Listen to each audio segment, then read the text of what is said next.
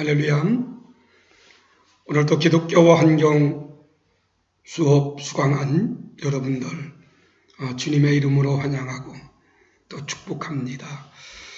우리가 건 3개월 동안 온라인 수업을 하다 보니까 여러분들의 어떤 수업에 대한 질문, 또 우리가 함께 강의실에서 강의를 하면은 더 좋을 텐데 그러지 못하고 있는 실정입니다.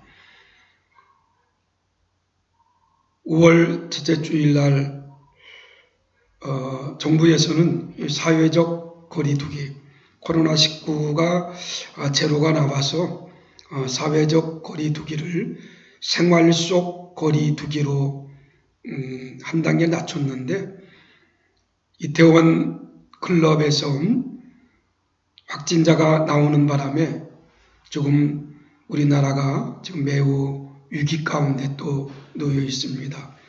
이럴 때일수록 우리가 좀 더 자제하고 잘 지켜서 이 코로나19가 속히 종식될 수 있도록 우리 모두가 최선을 다하고 협력하는 그러한 생활을 했으면 좋겠다라고 생각을 합니다. 무엇보다 이 코로나19는 환경과 관계된 그러한 질병입니다. 우리가 환경을 마구 훼손시키고 또 우리 인간 중심주의적으로 우리가 살다 보니까 이러한 질병이 우리에게 왔다는 것을 우리는 알 수가 있고요. 또 앞으로는 이러한 질병이 더 많이 우리 주변에서 우리들을 어렵게 할 것이라는 것을 우리들은 잊어서는 안 됩니다. 바이러스라는 것은 우리가 한 가지 바이러스를 퇴치하면 그 신종 바이러스가 또 나와서 또 어렵게 만드는 게 현실입니다. 우리가 자연, 환경 잘 보존하고 깨끗하게 우리가 보존해서 정말로 우리만 쓰고 가는 것이 아니라 우리 후대들에게도 좋은 것을 남겨줄 수 있도록 우리가 최선을 다해서 환경을 좀 가꾸고 보존하는 그런 일에 최선을 다했으면 좋겠습니다. 지난 시간에 여러분들이 중간고사 시험을 치렀는데요.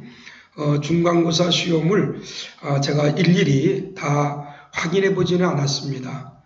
몇몇 먼저 낸 학생들 거 확인해 보았는데 대부분 보편적으로 잘 기록했습니다. 우리가 온라인 수업하기 때문에 여러분들 어떤 수업에 대한 거에 대해서 제가 자세히 파악할 수는 없지만은 그래도 여러분들이 온라인으로 수업하지만 최대한으로 우리가 수업에 참여함으로 이번 한 학기 동안에 기독교와 환경이 왜 중요한가? 성경에서는 환경을 매우 중요하게 다뤘습니다. 모든 사람들이 말하겠지만 자기 전공에 중점을 두겠지만은 저는 환경을 전공한 교수로서 성경의 가장 처음에는 환경에 말했다. 태초에 하나님이 천지를 창조하셨느니라 그랬거든요. 이 천지를 창조했다는 게 바로 환경입니다. 환경이기 때문에 성경은 환경을 어떻게 보존하고 우리들에게 쓰라고 말했는가를 우리가 좀 알고 환경을 잘 우리가 다루며 나갈 수 있도록 그렇게 해주셨으면 고맙겠습니다. 그리고 이번 학기 동안은 가능하면 우리가 온라인으로 아마 수업이 전개되지 않을까 생각하고 있고요. 가능하면 우리가 만나서 빠른 시일 내에 수업을 할 수 있도록 그러한 환경이 좀 나아지는 그러한 시간들이 올 수 있도록 여러분들이 많이 기도해 주시길 바랍니다.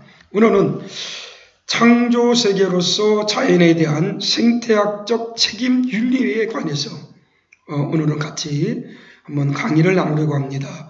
특히 생태신학과 환경윤리 이 파트에 관해서 우리가 강의를 나누고요.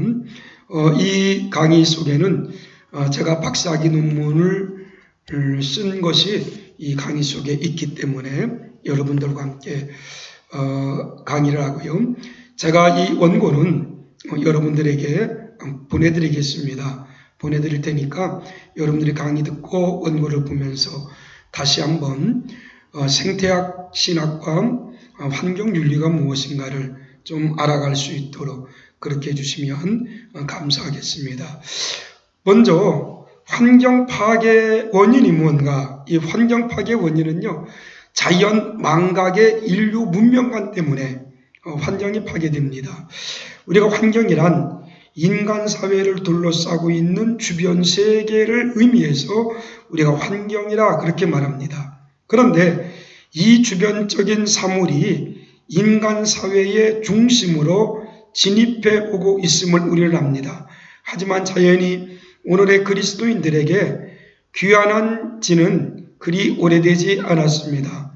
오랜 동안 자연은 인간과 더불어 존재하는 동료 피조물이나 자연 이웃이 아니라 그저 비인간적인 물질이요 개발과 정복의 대상으로 파악되어 왔다는 겁니다. 인간은 물론 그리스도인들에게조차 자연은 믿음의 삶과 아무 관계가 없는 그러한 이용 대상이요 망각된 존재로 여겨왔습니다. 그러나 최근 전 지구적인 현상이 된 기후변화, 지금 전 세계에 얼마나 많은 이상기후가 일어나는지 알 수가 없습니다. 전 세계에서 우리나라는 사계절이 뚜렷한 나라 가운데 한 나라입니다. 봄, 여름, 가을, 겨울이 다 있는 나라가 우리나라지요. 그런데 우리나라도 봄과 가을이 점점 줄어들고 있습니다. 좀 덥다 그러면 여름이고요. 좀 춥다 그러면 바로 겨울이 옵니다. 이게 봄, 가을이 3개월씩 분명하게 있는 나라인데 우리나라도 지금 이 기후 변화가 일어나고 있다는 거예요. 그 다음에 식량의 위기. 전 세계 지금 식량 위기 대단합니다. 우리나라는 지금 뭐 먹고 살만하니까 별 문제가 안 되지만은 저 아프리카라든가 가난한 나라, 그런 나라들은 먹고 사는 문제가 가장 큰 문제입니다. 이러한 식량의 위기, 제가 다음 시간쯤 돼서 로번 아트필드가 말한 환경 위기의 4가지 원인 중에 하나 인구 이론이 있어요. 인구가 증가하면서 모든 동식물들이 파괴되고 식량 위기가 왔다라고 말하는데 이런 식량 위기. 그 다음에 자연의 재앙. 얼마나 많은 자연 재앙이 우리 주변에 일어나고 있는지 모릅니다. 우리나라도 수많은 자연의 재앙들이 일어나잖아요. 이러한 것들, 이것이 바로 망각된 존재였습니다. 그러나 최근 전 지구적인 현상이 된 이러한 기후변화라든가 식량위기라든가 자연의 재앙 등 가공할 만한 환경의 역습으로 동료 피조물인 자연이 없이는 인간의 생존도 불가능하며 자연과의 공생만이 인간 사회의 지속적인 삶이 가능하다는 것을 우리가 알게 됩니다. 왜 환경이 파괴되는 원인이 뭔가? 무절제한 인간의 탐욕이지요. 쉽게 말하면 오늘 또 말씀드리겠지만 인간 중심주의적인 생각, 이런 것들이 환경을 많이 파괴시켰다는 겁니다. 두 번째는 생명 가치의 상실입니다. 인간의 진보와 발전 신앙으로 절제와 조절 능력이 실패하고요. 지속 가능한 사회 속에서 환경 파괴됐다는 겁니다. 우리 주변에 얼마나 많은 생명 가치의 상실을 잃고 갔는지 몰라요. 우리가 뭐 동식물 물론이고 우리가 인간의 생명도 존중하지 않는 시대에 우리가 살고 있잖아요. 이러한 것들. 그 다음에는 인간 중심적 세계관입니다. 이러한 인간 중심적 세계관, 인간 중심적 기독교로 발전되면서 환경이 많이 파괴되었다라고 말합니다. 린 화이트라는 미국의 교수는 환경 파괴의 주범을 기독교적 사상관을 갖고 있는 기독교인들이라고 린 화이트 교수는 논문을 썼습니다. 린 화이트 교수가 쓴 논문에 보면 왜 기독교가 환경 파괴라고 그런 말하고 있는가 하면 기독교 국가들이 선진국가라는 거예요. 잘 사는 나라라는 겁니다. 잘 사는 나라이다 보니까 환경을 많이 파괴시켰다는 거지요. 결코 그렇지 않습니다. 잘 산다고 환경 파괴시키는 건 결코 아닙니다. 그런데 린 화이트는 기독교 국가들이 환경을 파괴했다. 이따도 말하겠지만은 그 다음에 성경을 인용합니다. 성경에는 하나님께서 인간을 만드시고 인간들에게 주신 축복 가운데 생육하고 번성하라, 땅을 다스리고 정복하라 라고 말하지 않았느냐. 땅을 다스리고 정복하다 보니까 환경을 파괴했다 라고 보면서 인간 중심적 사고 방식을 말하고 있습니다. 환경 파괴의 원인은 무절제한 탐욕입니다. 그 다음에 생명 가치의 상실을 잃어버렸다는 거지요. 그리고 인간 중심주의가 깊숙이 우리 생활 속에 들어왔기 때문에 환경이 파괴되는 원인이 되었다라고 봅니다. 두 번째는 환경 위기의 원인으로서 인간 중심적 세계관을 한번 생각해 보려고 합니다. 인간 사고 속에 자연의 망각을 가져오게 된 주된 원인은 어디 있을까? 이는 다름이 아닌 인간 중심적 세계관에 있다는 겁니다. 그렇다면 오늘 환경 위기는 자연 생태계의 파괴라는 외형적 현실 선상만을 말하는 것이 아니다. 그것은 현대 기술 문명의 근본 가치의 위기입니다. 근데 과학 기술 문명은 성장과 진보, 또 팽창, 그리고 타자에 대한 착취와 지배를 특징으로 하는 주체의 지배 의지에 기인합니다. 성장과 진보, 지금 전 세계가 많이 성장했지요. 여러분들도 지금 얼마나 잘 사는 나라 속에서 우리가 생활하고 있는지 모릅니다. 로빈 아트필드가 환경 위기의 원인 가운데 하나가 바로 성장 이론입니다. 성장하다 보니까 풍부한 삶을 살다는 거지요. 그러다 보니까 우리가 환경이 그만큼 파괴됐다. 생각해 보십시오. 우리가 잘 살다 보니까요, 아껴 쓰는 것 그렇게 중요시 여기지 않습니다. 제가 어릴 때만 하더라도 연필 하나도요, 몽당 연필이라 해서 다 쓴 연필에다가 위에다가 볼펜 깍지를 꼽아서 마지막까지 썼어요. 요즘 그렇잖아요. 저희 집에도 보면 쓰지 않는, 사용하지 않는 볼펜들이 얼마나 많이 있는지 모릅니다. 이런 것들이 성장 요인의 하나지요. 그리고 이 착취와 지배, 제가 박사학위 논문 가운데 환경에 대해서 여러 가지 관계 이론 윤리를 말합니다. 거기에 착취라는 것도 말하고 있어요. 이 착취, 인간이 자연에 대한 착취, 이런 것들 때문에 우리가 환경이 인간 중심적 세계관으로 환경이 많이 파괴됐다는 겁니다. 그리고 남성 주체의 가부장제 사고는 여성을 동등한 인격으로 대하지 못하게 하며 백인 우월주의에 사로잡힌 닫힌 세계관은 타자를 인정하고 사용하지 못하는 것이나 마찬가지라고 할 수 있습니다. 이렇듯 인간의 자연 파괴적이며 정복적인 태도는 근본적으로 인간 중심적인 근대 세계관의 뿌리가 되었다는 겁니다. 지금 우리가 잘 알고 있지만 지금 우리가 살고 있는 이 시대는 굉장히 지금 우리가 지금 인간 중심적으로 흐르고 있다는 것을 우리가 알 수가 있습니다. 이렇듯 인간과 자연의 파괴적이며 정복적인 태도에는 근본적으로 이 인간 중심적인 세계관이 뿌리박고 있다는 것. 본래 근대 이전의 세계관은 동서양을 막론하고 인간과 자연의 하나됨을 긍정하는 자연 친화적인 삶의 태도를 보유하고 있었습니다. 고대 그리스도인들은 만물의 근원 아르케를 자연에서 찾고자 하였고, 동양인들은 자연 합일적 삶의 태도를 행복의 지름길로 이해하고 있었습니다.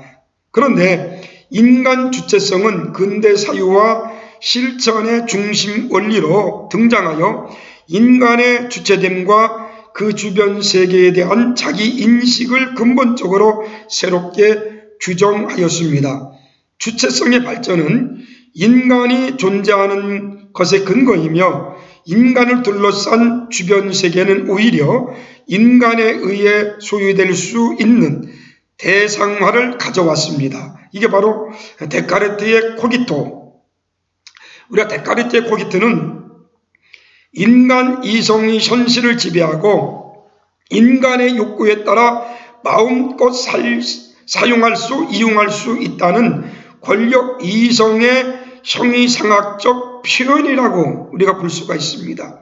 이것은 주체를 타자로부터 분리시켰을 뿐만 아니라 주체의 타자에 대한 임의적 지배와 강점을 정당화합니다. 다시 말하면 사유하는 것과 연장하는 것의 이원론적 세계관은 정신과 물질, 인간과 자연을 주체적 객체로 이원화된 둘 사이에 관계된 분리로 가졌을 뿐만 아니라, 아는 것이란 곧 힘이며 힘은 타자를 지배하는 것이라는 등식에 의해 정신의 물질에 대한, 그리고 인간의 자연에 대한 임의 처분과 힘의 사용, 그리고 지배 의지를 강화하여 타자에 대한 우월화와 위계화, 그리고 폭력적 강점을 현실화하였습니다. 이것은 주체의 중심화와 전능화, 그리고 객체의 주변화와 대상화로 가속되었다는 것을 우리가 알 수가 있습니다. 인간 주체성에 절대적으로 특징짓는 근대적 인식은 결과적으로 자연이란 아리스토텔레스의 목전론적 세계관처럼 의미가 깃든 피조물도 아니며, 단지 수학적 개념의 물체들의 힘과 작용의 담지인 기계로서 세계로 이해되어 왔다. 다시 말하면 데카르트의 이원론적 사고방식이 인간 중심주의의 큰 축을 제공했다는 거예요. 이러한 것들로 인해서 자연은 많이 파괴되었다는 거지요. 인간은 자연에 대한 주인이자 소유자로 인식되어 자연을 인간을 위해 이용 가능한 대상으로 인식시킨 것, 이것이 바로 데카르트의 인간 중심주의입니다. 근대 철학자 데카르트는 인간과 자연을 주체와 객체라는 도식으로 분리함으로써 자연을 대하는 인간의 태도를 종전과는 현저하게 다르게 파악하도록 기여했습니다. 말하자면 근대 이전의 자연과는 아리스토텔레스적 철학에 근거하여 의미와 목적이 있는 의인화된 대상이었다면, 근대인들에게 자연이란 단지 정신이 없는 물질에 불과한 것을 이해했다는 것이지요. 의미와 목적이 제기된 자연을 대함에 있어서 인간은 주체가 되고 자연은 객관적인 사물에 불과한 존재로 전락되었다는 겁니다. 이를 요약하면 인간의 주체성과 자연의 사물화로 표현할 수 있을 것입니다. 이렇듯 정신을 보유한 주체적인 인간 존재와 정신이 없는 사물인 객체로서 자연의 상호관계는 깨어지고 둘 사이에 거대한 틈이 벌어지자 결국 자연은 인간을 위한 편의적인 이용 대상으로 인식되어 자연은 인간에 의해 길들여져야 하고 정복되어야 할 대상이 되었다라고 할 수 있습니다. 이것이 바로 인간 중심주의죠. 다시 말합니다. 인간과 자연은 공존해야 합니다. 인간과 자연은 같이 가야 된다는 거예요. 그런데 인간들은 자연을 마구 파헤치고 파괴하는 그러한 인간 중심주의적 사고방식 가지고 우리는 살아왔다는 겁니다. 세 번째는 인간 중심적 신학으로서 짜여진 성경 해석과 교리에 관해서 잠깐 말씀을 드리려고 합니다. 제가 강의 전에 말했지만 닌 화이트는 우리의 생태계 위기의 역사적 근거에서 1967년에 이런 논문을 발표하면서 환경 이규는 자연에 대한 지배와 통치를 교리화한 인간 중심적인 기독교 신앙의 그 원인이 있다고 비판합니다. 다시 말하면 닌 화이트는 1967년에 그가 우리의 생태계 위기의 역사적 근거라는 논문을 쓰면서 인간 중심적인 기독교 신앙에서 생태계 파괴 원인을 그는 찾았다 그 말입니다. 그러나 기독교 신앙은 그 자체가 본래 인간 중심적인가 아니면 인간 중심적으로 해석된 기독교인가 하는 문제에 대해서는 우리가 질문을 던져봐야 됩니다. 우리가 역사상 전개된 기독교의 모형변이를 보면 고대교회는요, 우주, 자연 중심적 신학이었습니다. 중세교회는 교회 중심적 기독교였고요. 근현대교회는 역사, 인간 중심적 기독교입니다. 최근 신학은 자연주의적 기독교예요. 자연과 인간은 같이 가야 된다는 겁니다. 보십시오. 고대, 중세, 근현대, 최근 모든 것들은 자연과 인간이 같이 가야 된다. 공존해야 된다는 거예요. 그런데 닌 화이트가 말한 것은, 다시 말하면 닌 화이트는 환경 위기의 원인을 인간 중심적인 기독교 신앙이 원인이다라고 말한 것은 잘못되었다라고 우리가 볼 수가 있다는 겁니다. 생태학적 신학을 위한 기초적인 이해를 한번 다루려고 합니다. 첫 번째는 자연신학과 자연의 신학이 다르다는 겁니다. 생태신학은 자연에 관한 성경적 신학적 이해를 규명하는 신학입니다. 하나님과 인간을 존재론적 측면에서 접근하는 존재 유비의 신학이 아니다는 겁니다. 자연은 존재론적 유비의 관점이 아니라 하나님의 계시의 관점에서 다루어야 합니다. 달리 말하면 자연과 하나님의 관계를 성내전적으로 접근하는 것도 필요하지만 언약적이며 기독론적이고 성령론적이면서 삼위일체론적 관점에서 접근해야 한다는 거예요. 그러면서 우리가 생태신학의 정의와 목표를 한번 생각해 보면요, 생태신학은 생태 환경의 파괴로 인한 인간과 생명계 전체의 문명의 총체적 위기 앞에서 인간과 자연의 분열된 관계를 치유하고 공존의 생존을 위해 성경적 신학적 대안을 모색하는 신학입니다.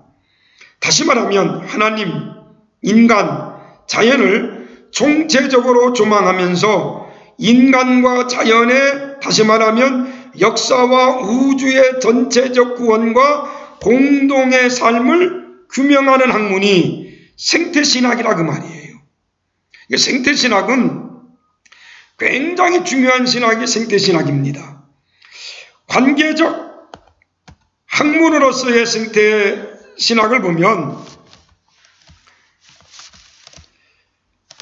생태학은 관계의 학문입니다. 제가 박사학위 논문이 바로 이 관계론적 윤리를 말했는데, 생태학의 생물학적 정의에 따르면 그것은 생물과 환경 사이의 상호 관계에 대한 학문입니다. 그것은 관계의 그물망 안에서 실존하는 생명세계에 관한 이론입니다.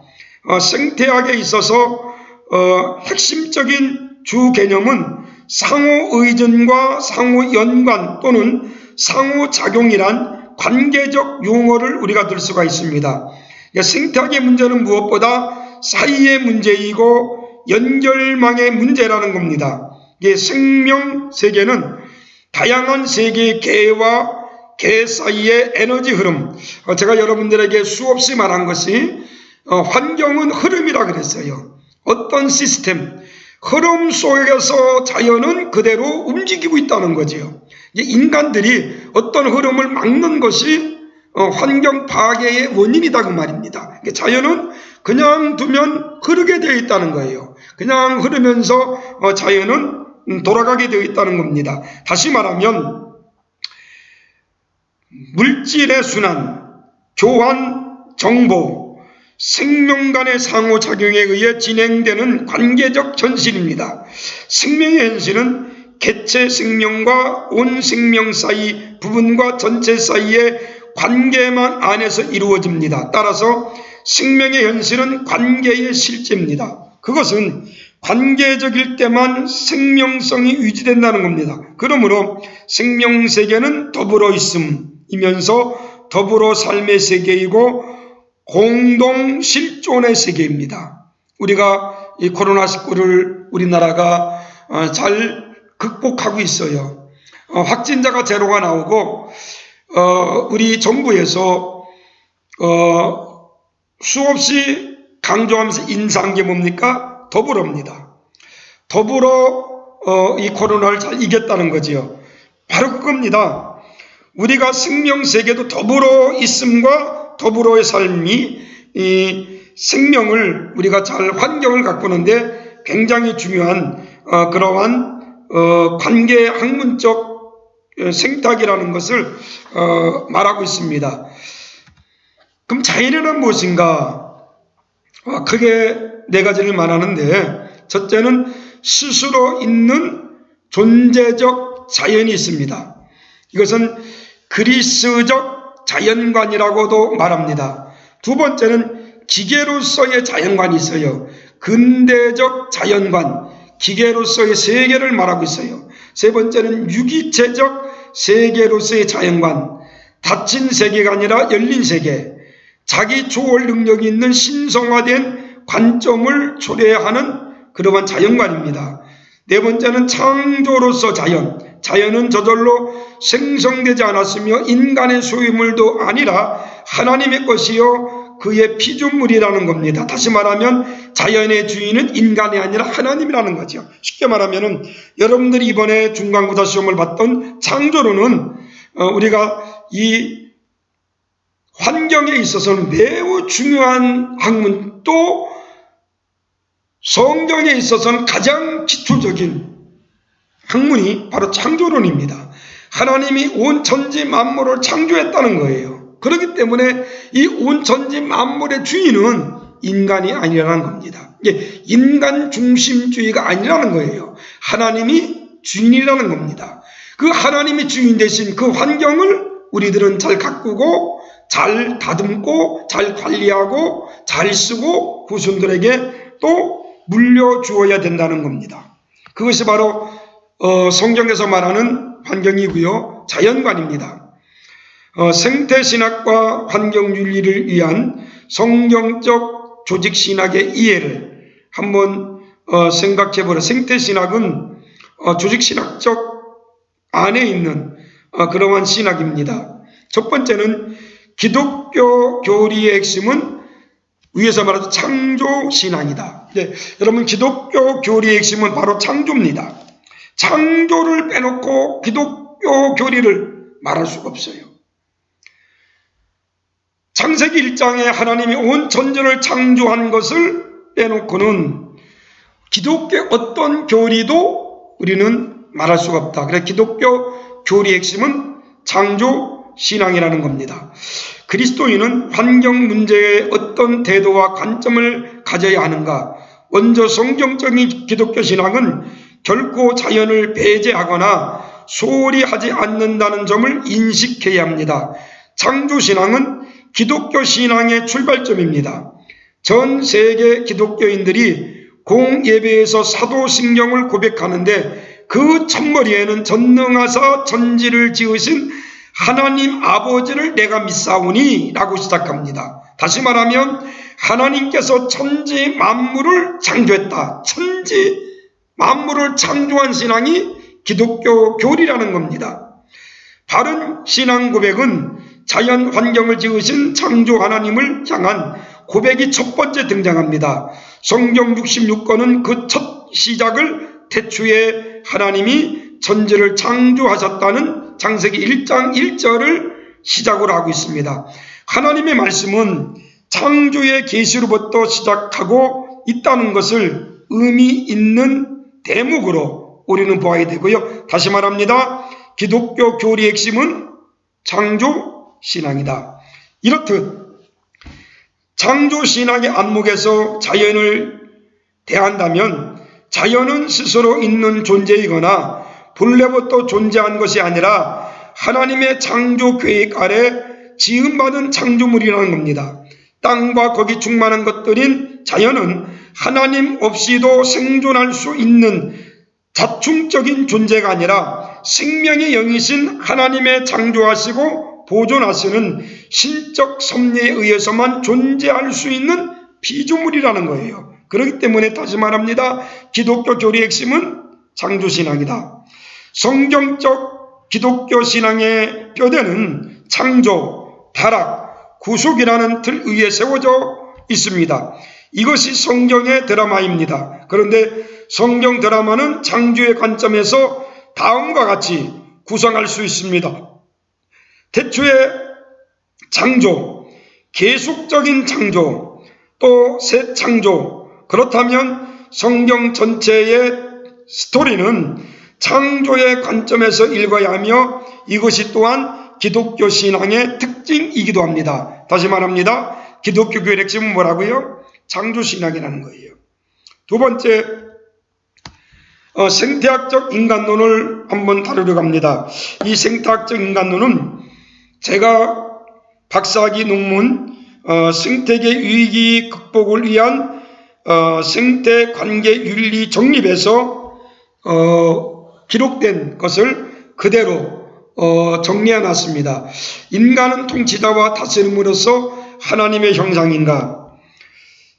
인간의 자연에 대한 통치권의 신적 위임을 정당화하는 하나님의 형상 개념은 환경 파괴와 오염에 대한 논리와 관계하여 끊임없는 논쟁의 주제가 되어왔습니다. 앞으로도 이러한 논쟁의 주제는 끊임없을 거예요. 창조에 대한 성경 해석에서 종종 인간은 창조의 정점이며 극치로서 인간만이 가장 특별한 존재이며 비인간적인 모든 존재들은 2차적인 피조물이라고 주장되어 왔습니다.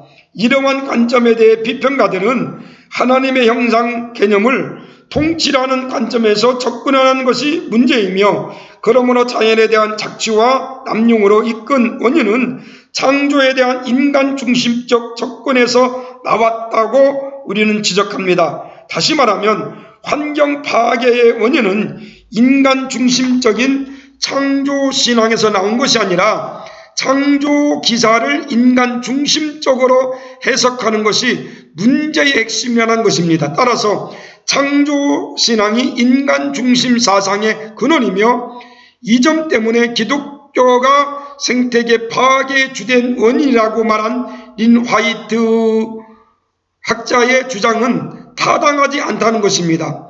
생태 위기는 타락으로 인한 하나님의 형상의 심각한 손상 때문에 죄로 오염된 인간의 본성에서 인간 중심적 사고와 행위 방식이 출현한 것이지 창조적 신앙 자체가 인간 중심주의 원인은 아니며 오히려 성경적인 창조신앙은 타락한 인간 본성에서 파생되어 인간 중심주의를 진단하고 극복하는 역할을 하여 궁극적으로는 생태 이기 극복의 역할을 지니게 한 것이라고 보아야 한다는 것입니다. 다시 말하면 하나님께서는 인간을 창조하시고 자연을 창조하고 모든 자연과 인간과 함께 갈 수 있도록 만들어 놓았고요.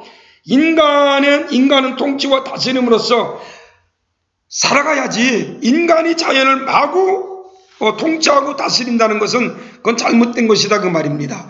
제가 여러분들에게 쓴 논문을 그대로 여러분들에게 보내줄 테니까 여러분들이 그걸 한번 읽어보고 무슨 뜻인가를 한번 생각해 볼 수 있도록 그렇게 해 주시기를 바랍니다. 두 번째는 다스림에 대한 해석입니다. 기독교의 창조 교리 가운데 땅의 통치에 대한 명령은 생태학적 재앙의 근원으로 종종 공격받아 왔습니다.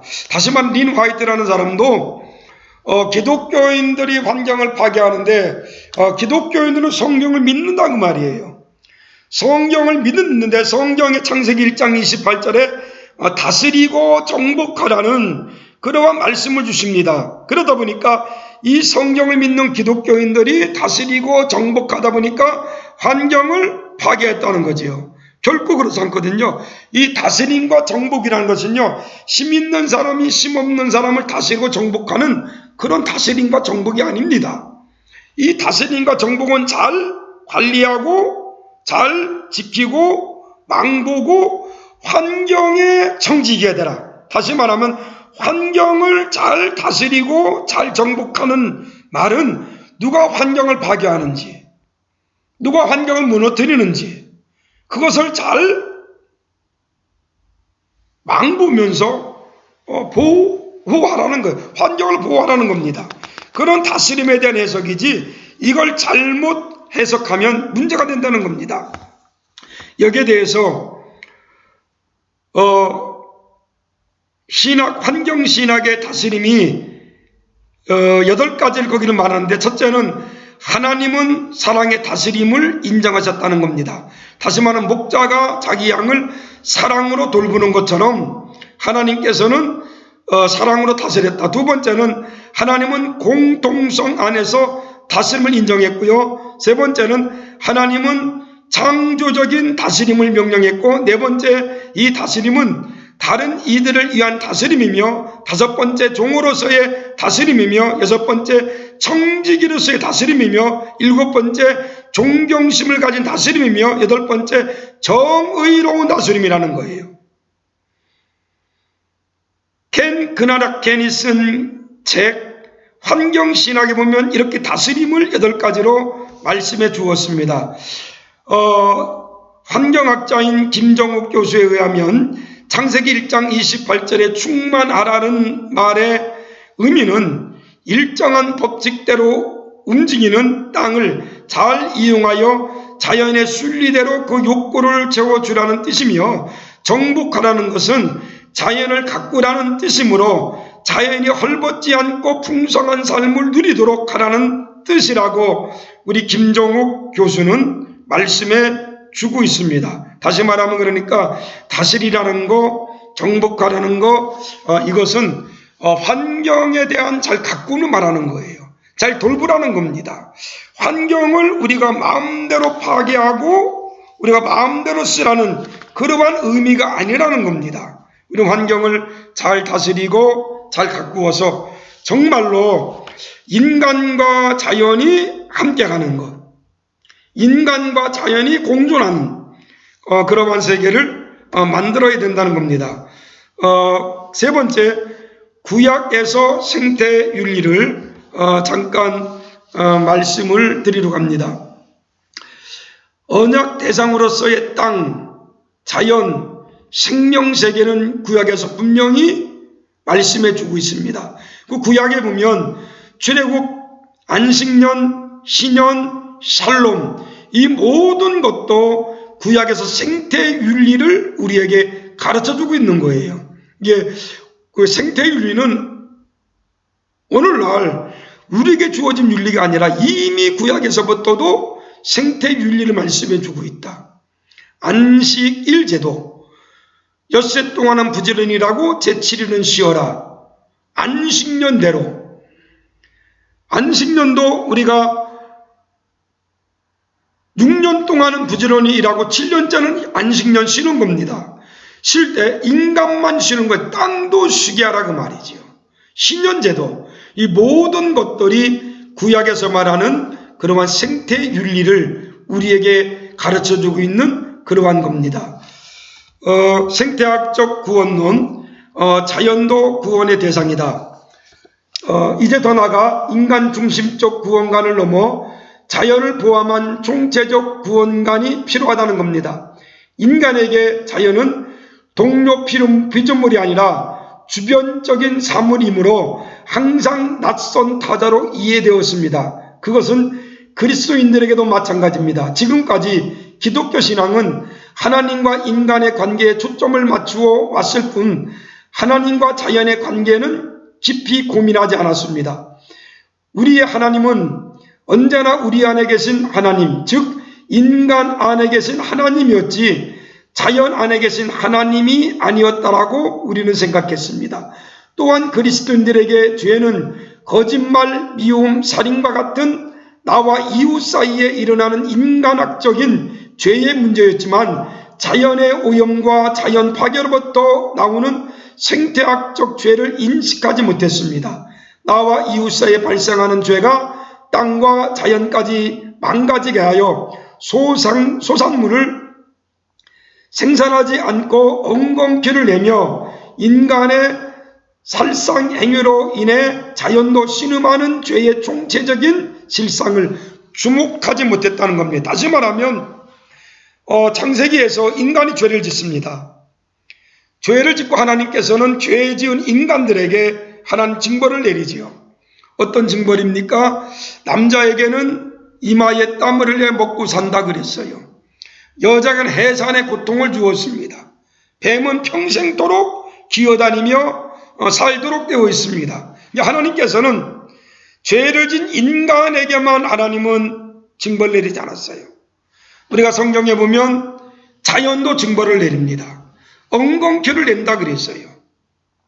우리가 농사를 짓는 분들은 잘 알겠지만은 농사를 짓다 보면요, 곡식보다 잡초가 더 쉽게 자랍니다.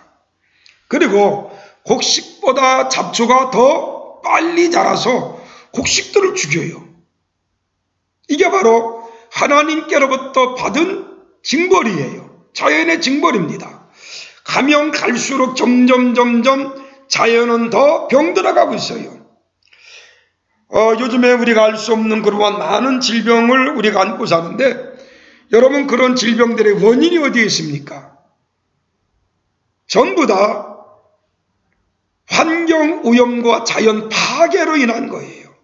그러니까 우리가 인간의 구원도 중요하지만 자연이 구원받는 것, 다시 병에서부터 자연이 고침받는 것, 그것도 굉장히 중요하다고 말입니다. 이런 자연의 고침은 바로 인간의 끊임없는 돌봄이에요.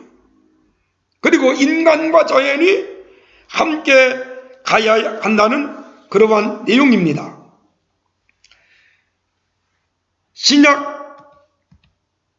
신약에서의 자연관을 생태학적 구원을 보면 골로새서 1장 19절 20절은 하나님께서는 모든 충만한 예수 안에 거하게 하시고 그의 십자가의 피로 화평을 이루사 만물 곧 땅에 있는 것들이나 하늘에 있는 것들이 그로 말미암아 화목하게 되기를 기뻐하신다고 말했습니다. 그리스도의 십자가의 구원은 단지 인간의 죄 용서와 구속만을 위한 것이 아니라 자연을 포함한 온 우주의 구원을 포괄하고 있다는 겁니다. 그리고 요한복음 1장 14절에 보면 말씀이 육신이 되어 우리 가운데 거하심에 우리가 그 영광을 보니 아버지의 독생자의 영광이요 은혜와 진리가 충만하더라라고 증거하고 있는데, 이것은 하나님이 인간 되신 성육신 사건은 다름이 아닌 하나님께서 자연세계와 인간의 환경 안으로 진입하셨다는 증거로서 성육신을 생태학적 하나님이라는 신학적 해석을 가능케 한다는 겁니다. 그 로마서 8장 19절로 22절에 보면 종말론적 소망에 대한 진술로서 인류의 구원만이 아니라 모든 피조물 곧 자연계의 구원까지도 이 소망 속에 포함하고 있는 것은 특히 주목할 만합니다. 바울의 구원론은 인간 중심의 구원이 아니라 인간과 더불어 자연세계가 함께 구원에 이르는 우주적 구원의 비전을 바라보고 있다는 것을 우리는 바로 인식해야 한다는 겁니다. 바울은 로마서 8장에서 인간과 자연이 하나님의 창조 행위에서 인간의 타락과 그의 비참의 결과에서 그리고 영광애로의 자연을 희망하는 창조로서 또한 예수 그리스도 안에서 시작된 새로운 창조로서 공동의 운명 안에 있음을 증언하고 있습니다. 결론적으로 말씀드립니다.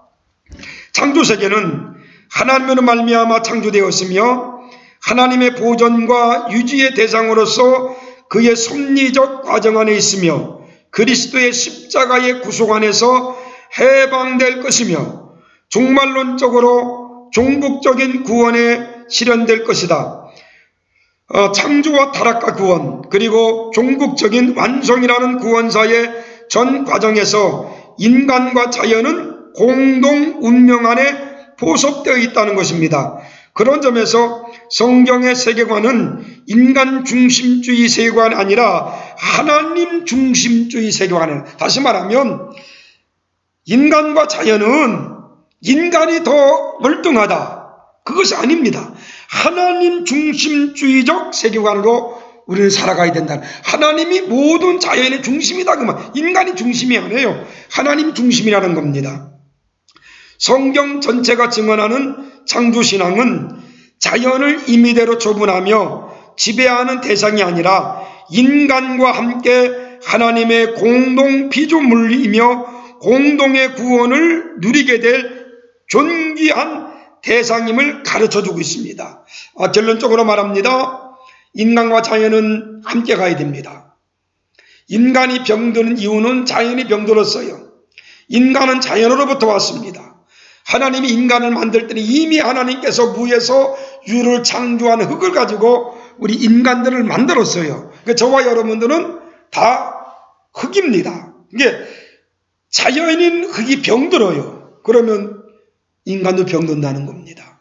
자연이 몸살합니다. 그러면 인간도 몸살한다는 거예요. 자연이 아파요. 그러면 인간도 아프다는 거예요. 그렇기 때문에 우리가 자연을 잘 돌보고 가꾸고 자연이 우리들을 보호해주고 자연이 우리들에게 좋은 것을 제공해 주는 것처럼 우리들은 자연을 보호하고 누가 자연을 훼손시키는지 파괴하는지 망보고 지키라는 것이 창세기 2장 18절의 말씀이라는 것을 오늘 여러분들에게 말씀을 드리고 생태신학의 주요 관점들은 다음 시간에 다시 여러분들과 공부할 수 있도록 그렇게 하겠습니다. 수고 많이 하셨고요. 우리가 코로나19 지금 심히 어려움 가운데 우리나라가 잘 극복하고 있는데 지금 전 세계가 위기 가운데 있잖아요. 어려움 가운데 있잖아요. 이 어려움을 우리가 잘 극복해낼 수 있도록 우리 함께 실천하고 또 잘 우리가 예방수칙을 따라서 우리 학우들은 어려움이 없도록 그렇게 하기를 바라고요. 또 여러분들이 사역하는 일에 있어서 정말로 건강한 몸으로 사역할 수 있도록 기도하기를 소원합니다. 한 시간도 수고했고요. 다음 시간에 또 강의할 수 있도록 그렇게 하겠습니다. 그리고 한 가지는 여러분들에게 한 학기 안에 이번 학기 안에 레포트를 하나씩 냈습니다. 환경에 관계된 것 A4 용지에다가 여러분들이 써서 저한테 보내주시면 되고요. 제가 오리엔테이션 시간에 말씀을 드렸고 아마 여러분들 수업 계획서에도 말씀을 드렸듯이 환경에 관계된 소논문 작은 거 여러분들이 무엇도 괜찮아요. 요즘에 코로나도 괜찮습니다. 환경에 관계된 것을 여러분들이 발췌해서 레포트로 제 메일로 보내주시면 되고요.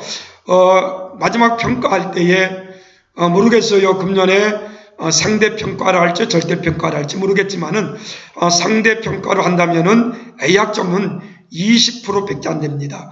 그리고 C학점은 30% 이상을 줘야 되는데 여러분들이 같은 점수라면 예를 들어서 A학점이 90점 이상이 20%인데 만약에 25%가 나왔다. 그럼 먼저 여러분들이 레포트를 먼저 낸 하고부터 점수를 줄 테니까 그렇게 알고 여러분들이 이번 학기 성적 관리를 잘 할 수 있도록 그렇게 해주시기 바라고요. 또 가능하면 여러분들이 강의 들을 때 먼저 여러분들이 단체 카톡방에 여러분들이 강의를 듣고 있다는 것을 올려주시기 바랍니다. 그럼 제가 그걸 보고 여러분 출석을 체크합니다. 그리고 혹 카톡방에 여러분들 이름을 쓰지 않고 영문을 쓴다든가 다른 걸 쓴 사람들은 예를 들어 김만수 강의 듣고 있습니다. 이렇게 써주시면은 제가 쉽게 또 여러분들 출석을 확인할 수가 있고요. 제가 중간중간에 출석이 되지 않은 사람들은 중간중간에 제가 또 올리니까 혹 강의를 들으면서 출석을 하지 못한 사람들은 그때그때 자기 이름이 뜨면은 출석을 체크할 수 있도록 그렇게 해주시면 고맙겠습니다. 오늘 또 수고했고요. 다음 시간에 또 기쁜 마음으로 만날 수 있도록 그렇게 합시다. 감사합니다.